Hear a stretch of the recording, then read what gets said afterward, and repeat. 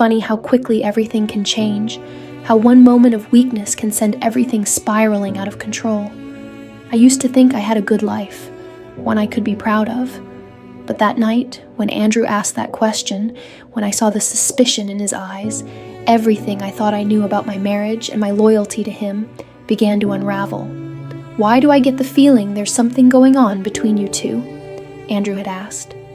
The words echoed in my mind like a deafening warning, each syllable sharper than the last. I had tried to cover it up, to laugh it off, but I knew Andrew wasn't fooled. The look on his face told me everything. It wasn't just curiosity. It was something deeper, something darker that I wasn't ready to confront. Not yet. The days that followed were unbearable. Andrew's subtle questioning became more frequent. I couldn't even look him in the eye without feeling a rush of guilt flood my chest. And it wasn't just guilt for the way I had been feeling about Adam. It was guilt for the way my emotions had gotten out of control, for the way I had let myself be pulled in by him. It all came to a head that Friday evening.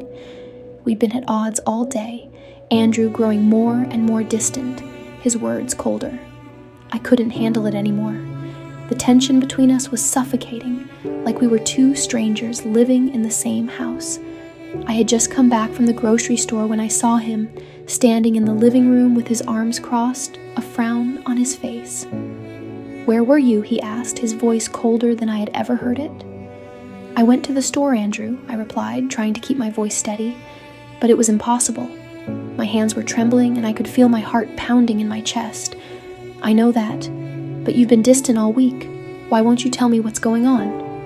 He took a step toward me, his eyes narrowing. I swallowed hard. "I don't know what you're talking about." "Don't lie to me, Laura," Andrew snapped, his voice rising. "You've been acting like there's something between you and Adam. I can feel it. Everyone can." I felt a sharp pang in my chest. He was right. There was something between Adam and me, something I couldn't deny any longer. I took a step back, my mind racing. "You're being paranoid," I said, but the words felt hollow. Fake. I was trying to hold on to something that was slipping through my fingers, and I knew it. "I'm not paranoid." Andrew's voice was louder now, and I could see the hurt in his eyes. "I've seen the way you look at him. I've seen the way he looks at you. What the hell is going on, Laura?" The words hit me like a punch to the gut. It was too much. My heart was torn between the guilt of betraying Andrew and the undeniable pull I felt toward Adam. "I don't know what you want me to say, Andrew," I yelled, my voice breaking. "You don't understand. I stopped, feeling the tears welling up in my eyes. I couldn't say it. I couldn't admit the truth. Andrew's face was a mixture of disbelief and anger. "I deserve to know, Laura. We're married. What the hell is going on in your head?" "I can't do this anymore," I said, my voice shaking. Without thinking, I turned and ran out the door. I didn't know where I was going, but I couldn't stay in that house, not when everything was falling apart. I needed space. I needed to think. I needed to escape. And that's when I found myself at Adam's house. I don't even know why I went there. Maybe it was because out of all the people in my life, he was the only one who seemed to understand me. The only one who didn't question me, who didn't demand explanations. When he opened the door, I could see the surprise in his eyes, but it quickly shifted to something else, something familiar. "Laura?" His voice was soft, almost tentative. "What's wrong?" I couldn't hold it in anymore. Everything I had been hiding, all the emotions I had been suppressing, came flooding out. I collapsed into his arms, tears streaming down my face. "Andrew knows," I whispered. "He knows something's been going on with us. And I don't know how to fix it. I don't know what to do anymore." Adam didn't say anything at first. He just held me, his arms strong around me, like he was anchoring me to him. And for the first time in days, I felt safe. I felt like I could breathe again. "Come inside," he said softly, pulling me into his house. We sat on his couch and I told him everything.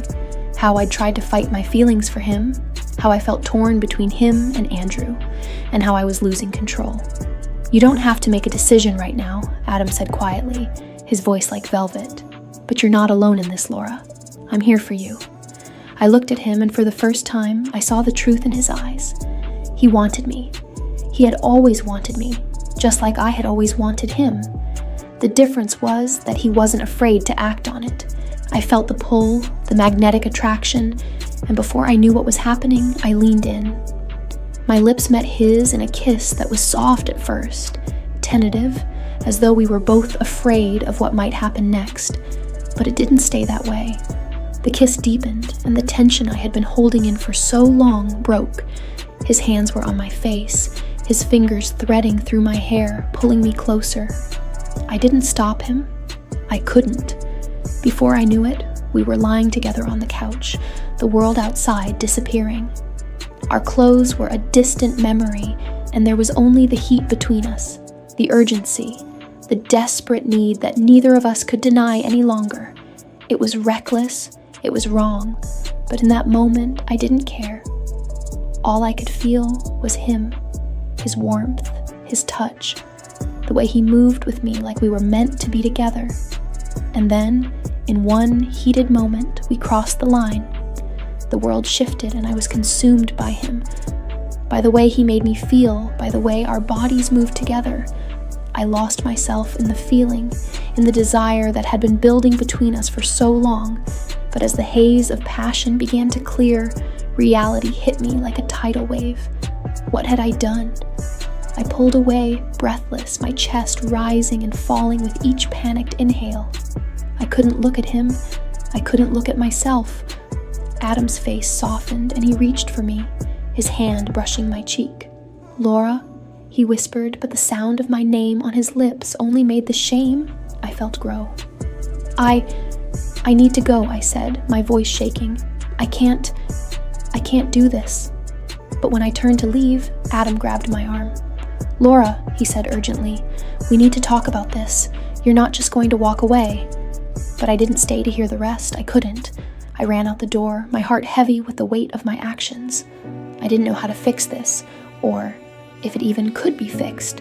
And as I drove back to the house I once called home, I knew that everything had changed. My life, my marriage, nothing would ever be the same again. As I stood in front of the door, my hand trembling on the handle, I heard Andrew's voice behind me, sharper than before. "You came back, after everything." I turned slowly. His eyes were dark with suspicion. "To be continued?"